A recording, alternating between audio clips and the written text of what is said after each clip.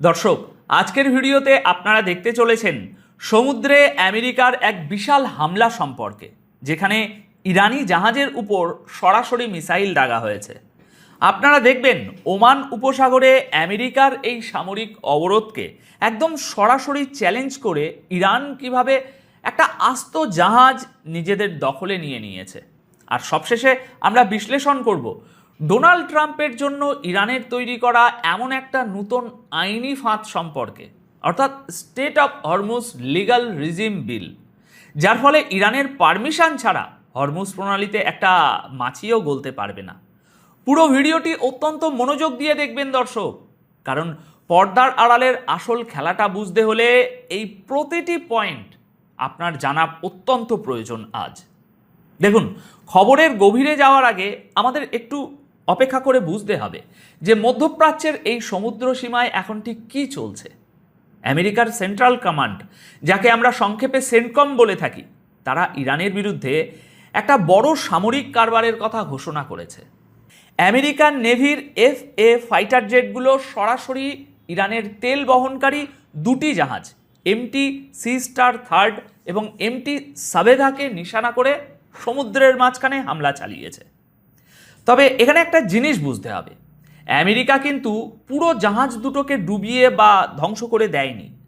তারা অত্যন্ত নিখুঁতভাবে জাহাজ দুটোর চিমনি এবং ইঞ্জিনে আঘাত করেছে, যাতে ইঞ্জিন সম্পূর্ণ বিকল হয়ে যায় এবং জাহাজগুলো আর 1 ইঞ্চিও সামনে এগোতে না পারে।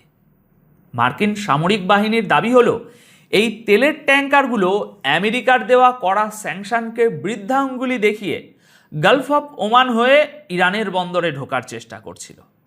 এর ঠিক দুদিন আগেও একই কায়দায় তৃতীয় আরেকটি ট্যাঙ্কারের উপর আমেরিকা ঠিক এইভাবে হামলা চালিয়েছিল। দেখুন, আসল ব্যাপারটা হলো এই মুহূর্তে আমেরিকা ইরানের প্রায় 70টির বেশি তেলবাহী ট্যাঙ্কার সমুদ্রে আটকে রেখেছে। এই জাহাজগুলোতে প্রায় 166 মিলিয়ন ব্যারেল তেল মজুদ আছে, যার বর্তমান বাজার মূল্য 13 বিলিয়ন বা 13,000 কোটি ডলারের কাছাকাছি। পশ্চিমাদের এই ব্লকেটের কারণে ইরানের এই বিশাল সম্পদের পুরোটাই এখন সমুদ্রে অকেজো হয়ে পড়ে আছে। ইরানের পররাষ্ট্রমন্ত্রী আমেরিকার এই পদক্ষেপকে একটি চরম দায়িত্বজ্ঞানহীন মিলিটারি অ্যাডভেঞ্চার হিসাবে আখ্যা দিয়েছেন এবং স্পষ্ট ভাষায় বলেছেন যে এর চরম জবাব দেয়া হবে। এখন একজন বিশ্লেষক হিসাবে আমাদের ভাবতে হবে, এই যে হামলাগুলো হচ্ছে, এগুলো কি কোনো বড় যুদ্ধ শুরু হওয়ার আগের সিগন্যাল, নাকি যুদ্ধ পুরোপুরি শেষ করে একটা বড় ধরনের চুক্তিতে যাওয়ার আগে দুই পক্ষ একে অপরের পালস চেক করছে এবং সারা বিশ্বকে নিজেদের শক্তির মেসেজ দিচ্ছে? দেখুন, আন্তর্জাতিক কূটনীতিতে অনেক সময় শান্তি চুক্তির ঠিক আগ মুহূর্তে এমন পেশি শক্তির প্রদর্শনের এই ঘটনা ঘটে। এই পয়েন্টটা আমাদের মাথায় রাখতে হবে। এখানে আর একটা জিনিস বুঝতে হবে দর্শক, এই উত্তেজনা কিন্তু একতরফা থেমে নেই বা ইরানও কিন্তু চুপ করে বসে মার খাচ্ছে না। হরমুজ প্রণালী থেকে আসা খবরগুলো বিশ্লেষণ করলে বোঝা যায় যে পরিস্থিতি কতটা নাজুক। গতকাল রাতে টানা 2 ঘন্টা ধরে ইরানি সামরিক বাহিনী এবং আমেরিকান নেভির যুদ্ধ জাহাজগুলোর মধ্যে বিক্ষিপ্ত সংঘর্ষ শুরু হয়। এরপর ইরানের রাষ্ট্রীয় নিউজ এজেন্সি ফার্স আনুষ্ঠানিকভাবে এই খবরের সত্যতা নিশ্চিত করে জানায় যে হরমুজ প্রণালীর মতো চরম কৌশলগত এবং গুরুত্বপূর্ণ রুটে দুই পক্ষের মধ্যে থেমে থেমে প্রচণ্ড গোলাগুলি চলছে। বিশ্বের বড় বড় সংবাদ মাধ্যম এই ঘটনাকে অত্যন্ত গুরুত্বের সাথে কভার করেছে, কারণ এর আগের রাতেই দুই দেশের নেভির মধ্যে বড় আকারের আরও একটা গোলাগুলি হয়েছিল এবং ইরান দাবি করেছিল যে তারা আমেরিকান নেভিকে পিছু হটতে বাধ্য করেছে, যা গতকাল সেই প্রতিবেদন আপনাদের দেখিয়েছি। আমেরিকার প্রেসিডেন্ট ডোনাল্ড ট্রাম্প এই সংঘর্ষগুলোকে খুব সাধারণ বা ছোটোখাটো ঘটনা বলে উড়িয়ে দেওয়ার চেষ্টা করলেও ইরানি মিডিয়া এবং থিঙ্ক ট্যাঙ্কগুলো একে নিজেদের সমুদ্র সীমা রক্ষার জন্য একটা অবশ্যম্ভাবী পাল্টা জবাব বা কাউন্টার অ্যাটাক হিসাবেই দেখছে। দর্শক, আসল বিষয়টা হলো হরমুজ প্রণালীতে হওয়া এই সামান্যতম সংঘাত পুরো বিশ্বের হার্টবিট বাড়িয়ে দেয়, কারণ এই একটি মাত্র সরু সামুদ্রিক পথ দিয়েই গোটা বিশ্বের সবচেয়ে বড় তেলের সাপ্লাই পারাপার হয়।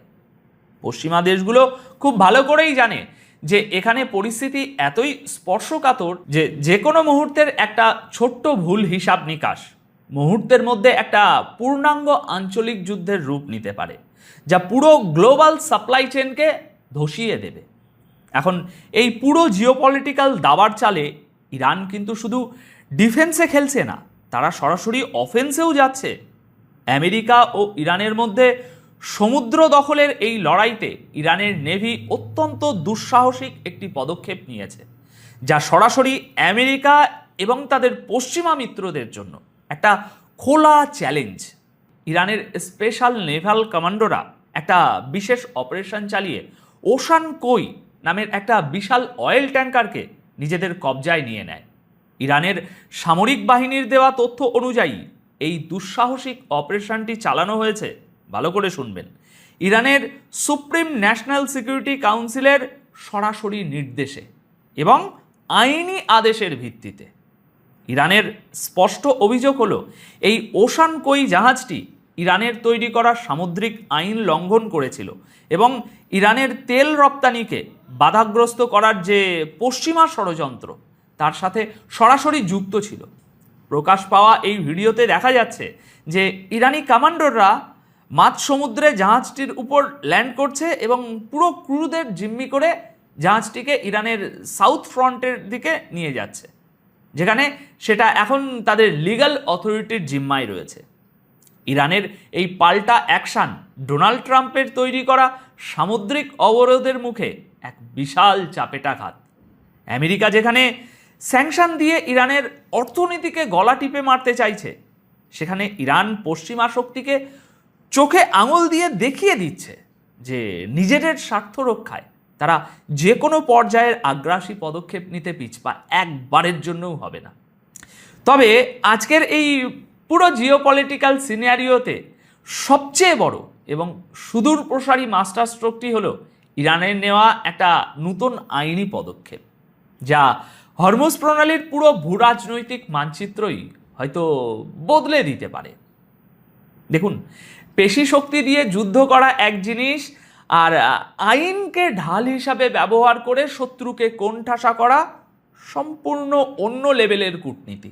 একটি যুগান্তকারী ঘোষণা দিয়েছেন। তিনি জানিয়েছেন strait of Hormuz legal regime bill নামের একটা খসড়া আইন সম্পূর্ণভাবে প্রস্তুত করা হয়েছে। এখন এর মানে কি?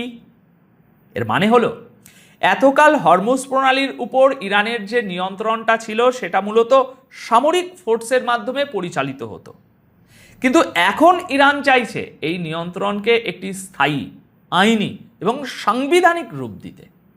এই বিলটি ইরানের পার্লামেন্টে পেশ করা হবে এবং সেখান থেকে পাশ হওয়ার পর চূড়ান্ত অনুমোদনের জন্য সেটি যাবে গার্ডিয়ান কাউন্সিলের কাছে। এখন প্রশ্ন হলো, ডোনাল্ড ট্রাম্প এবং আমেরিকা কি চুপচাপ এই ঘটনা ঘটতে দেখবে? কারণ একবার যদি এই বিলটি আইনে পরিণত হয় তবে এটা আমেরিকা এবং তাদের মিত্রদের জন্য গলার কাটা হয়ে দাঁড়াবে। ইরান সমস্ত প্রক্রিয়াগুলোকে অফিসিয়াল আইনের অংশ বানিয়ে ফেলবে। এটা মূলত ডোনাল্ড ট্রাম্পের চাপিয়ে দেওয়া নেভাল ব্লকেটের একদম টিট ফর ট্যাট বা ইটের বদলে পাটকেল জাতীয় জবাব। কিন্তু এখানে একটা দর্শক বিশাল জিওপলিটিক্যাল ঝুঁকিও আছে। যদি এই আইন পাশ হয় তবে হরমুজ দিয়ে যাতায়াত করা প্রতিটি বিদেশি জাহাজকে ইরানের তৈরি করা এই নতুন আইন মানতে হবে। আর যদি আমেরিকা বা ইউরোপের কোনো দেশ ইরানের এই আইন মানতে অস্বীকৃতি জানায় তবে আন্তর্জাতিক আইনের ভাষায় তা সরাসরি ইরানের সার্বভৌমত্বের উপর হামলা হিসাবে গণ্য হবে, যার ফলে ইরান তাদের উপর বৈধভাবেই তখন সামরিক অ্যাকশন নিতে পারবে। দেখুন, হরমুজ প্রণালী এমনিতেই খুব সরু একটা সামুদ্রিক পথ। এর একদিকে ইরান, অন্যদিকে ইউএই, ওমান, কাতার এবং সৌদি আরবের মতো দেশ। যদি আমেরিকার সাথে জিদের বসে ইরান এই রুট বন্ধ করে দেয় বা চরম কড়াকড়ি কোনো আইন আরোপ করে তবে বিশ্ব অর্থনীতি মুখ থুবড়ে পড়বে। ডোনাল্ড ট্রাম্প যেখানে সমুদ্রে এয়ারক্রাফট ক্যারিয়ার আর মিসাইল দিয়ে ভয় দেখাতে চাইছিলেন, সেখানে ইরান অত্যন্ত চতুরতার সাথে আইনকে ঢাল হিসাবে ব্যবহার করে আমেরিকাকে ব্যাকফুটে ঠেলে দেওয়ার একটা চেষ্টা করছে। এই আইন পাশ হলে চীন বা রাশিয়ার মতো বন্ধু রাষ্ট্র ছাড়া বাকি পশ্চিমা দেশের জন্য এই পথ একরকম ব্যবহার করা দুঃস্বপ্নে পরিণত হবে। এখন দিন শেষে জিওপলিটিক্স কোনো হলিউড সিনেমা নয় যে এক পক্ষ শুধু মার খাবে আর অন্য পক্ষ মেরে যাবে। এখানে প্রতিটি পদক্ষেপের পিছনে একটা গভীর ক্যালকুলেশন থাকে। আমেরিকা তাদের স্যাংশন এবং ফায়ার পাওয়ার দিয়ে ইরানকে চাপতে চাইছে, অন্যদিকে ইরান তাদের অ্যাসিমেট্রিক ওয়ারফেয়ার, কমান্ডো অপারেশন এবং এই রকম নতুন নতুন আইনি গেঁড়াকল তৈরি করে আমেরিকাকে এই অঞ্চলে বলতে পারেন ক্লান্ত করে মারার কৌশল নিয়েছে। হরমুজ প্রণালীর এই দাবা খেলায় শেষ হাসি কে হাসবে তা তো সময়ই বলে দেবে। দর্শক, আন্তর্জাতিক রাজনীতি এবং গ্লোবাল পাওয়ার প্লে নিয়ে আজকের আমাদের এই বিশ্লেষণ আপনাদের কেমন লাগলো তা অবশ্যই কমেন্ট করে জানাবেন। সবাই খুব ভালো থাকবেন, সুস্থ থাকবেন, আর বিশ্বের প্রতিটি খবরের পিছনের আসল কূটনীতি বুঝতে আমাদের সাথেই থাকবেন। ধন্যবাদ আপনাদের সকলকে।